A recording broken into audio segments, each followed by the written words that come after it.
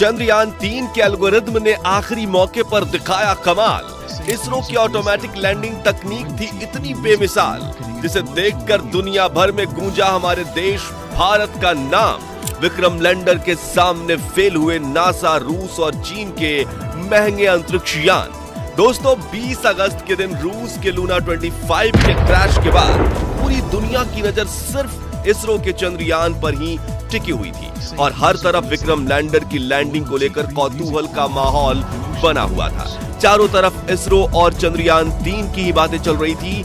इसी बीच इसरो ने इतनी बड़ी गुड न्यूज दे दी, जिसे सुनकर हर भारतीय की आंखों में खुशी के आंसू छलक आए हैं। पूरी दुनिया में भारत की इस अपार सफलता के गुणगान गाए जा रहे हैं। जी हां, 2014 में इसरो द्वारा देखा हुआ सपना आज पूरा हो चुका है और चंद्रयान 3 के विक्रम लैंडर ने चांद के दक्षिणी ध्रुव की सतह पर सफल लैंडिंग करके ऐसा कमाल कर दिखाया है जो अमेरिका, चीन और रसिया जैसे बड़े देश भी नहीं कर पाए हैं। तो कैसे थे इस मिशन के आखिरी 20 मिनट? कैसे चंद्रयान मिशन में विक्रम लैंडर ने चखा सफलता का स्वाद? जानने के लिए कुर्सी की पेटी बांध लीजिए। चलिए हमारे साथ विक्रम लैंडर की लैंडिंग के रोमांचक सफर पर। दोस्तों, 23 अगस्त के दिन पूरे भारत में टेंशन का माहौल छाया हुआ था और जैसे जैसे शाम करीब आ रही थी, हम सभी की धड़कनें तेज होती जा रही थी, क्योंकि इसी शाम चंद्रयान 3 की लैंडिंग होने वाली थी। इसरो के वैज्ञानिकों की कठिन परीक्षा होने वाली थी और यही शाम भारत की किस्मत लिखने वाली थी। इसलिए शाम के 5:20 पर जब इसरो ने चंद्रयान 3 की लैंडिंग का लाइव टेलीकास्ट शुरू किया, तो 140 करोड़ भारतीय अपने मोबाइल और टीवी स्क्रीन के सामने नजरें गड़ाए बैठ गए और प्रधानमंत्री नरेंद्र मोदी भी साउथ अफ्रीका से इसरो के साथ लाइव जुड़ गए थे और सभी उस पल का इंतजार कर रहे थे जब विक्रम लैंडर की लैंडिंग शुरू होने वाली थी। इंतजार के इन घड़ियों में हर एक पल 1 घंटे के जैसा मालूम पड़ रहा था, लेकिन आखिरी में वो पल आ ही गया जब विक्रम लैंडर की लैंडिंग शुरू होने वाली थी, जिसे देखने के लिए सिर्फ भारत ही नहीं बल्कि पूरी दुनिया के लोग उत्सुक थे। और इस मिशन को लाइव देखने से भारत के दुश्मन देश यानी चीन और पाकिस्तान भी खुद को नहीं रोक पाए थे। तो आखिर क्या हुआ आखिरी के उस 20 मिनटों में, जिसके बाद चंद्रयान 3 ने इतिहास रच दिया?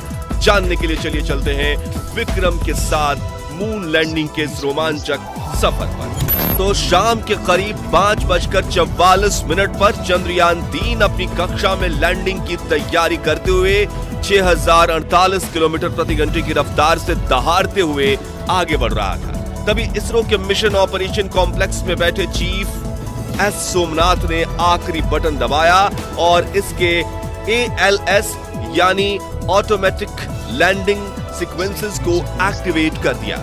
यानी कि अब विक्रम लैंडर अपने आप खुद को कंट्रोल करने वाला था और इसरो के वैज्ञानिक बैठकर बस इस खूबसूरत नजारे को निहारने वाले थे। तो इस कमांड के बाद विक्रम लैंडर ने तुरंत अपना कमाल दिखाना शुरू किया और अपनी ऑर्बिट छोड़ते हुए चांद की तरफ बढ़ने के पहले चरण की ओर निकल पड़ा। Rough breaking phase. दोस्तों, लैंडिंग के इस पहले पड़ाव में विक्रम लैंडर ने 30 किलोमीटर की ऊंचाई से चांद की सतह की तरफ बढ़ना शुरू किया और धीरे धीरे गोल चक्कर लगाते हुए ये नीचे उतरने लगा। इस दौरान शुरुआत में इसकी रफ्तार 6000 किलोमीटर प्रति घंटा थी, लेकिन इसके अपने चारों डीबूस्टर इंजन को ऑन करके विपरीत दिशा में दबाव देने से धीरे धीरे रफ्तार कम होने लगी। करीब 11 मिनट 30 सेकंड्स के बाद इसने अपनी रफ्तार को 1300 किलोमीटर प्रति घंटा कर दिया था और ये सतह से सिर्फ और सिर्फ 7.4 किलोमीटर ऊंचाई तक पहुंच चुका था। इसके साथ रफ ब्रेकिंग फेज का अंत हुआ। Altitude hold phase.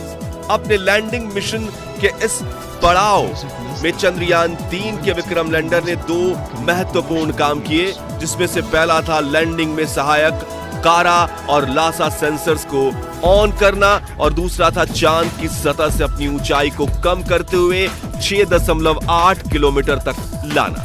ये दोनों काम करने में इसे महज 10 सेकंड्स का समय लगा। Final braking phase. दोस्तों, लैंडिंग का ये तीसरा पड़ाव चंद्रयान 3 की सफलता के लिए बेहद महत्वपूर्ण था, क्योंकि इसी चरण में पिछली बार चंद्रयान 2 का विक्रम लैंडर डगमगाया था और चांद की सतह पर गिरकर तबाह हो चुका था। ऐसे में इसरो के इस मिशन ऑपरेशन कॉम्प्लेक्स में कौतूहल का माहौल बना हुआ था और मन में चल रही दुविधा के साथ अगले 3 मिनट निकालना वैज्ञानिकों के लिए काफी कठिन था। इसलिए लाइव टेलीकास्ट में भी सन्नाटा छाया हुआ था।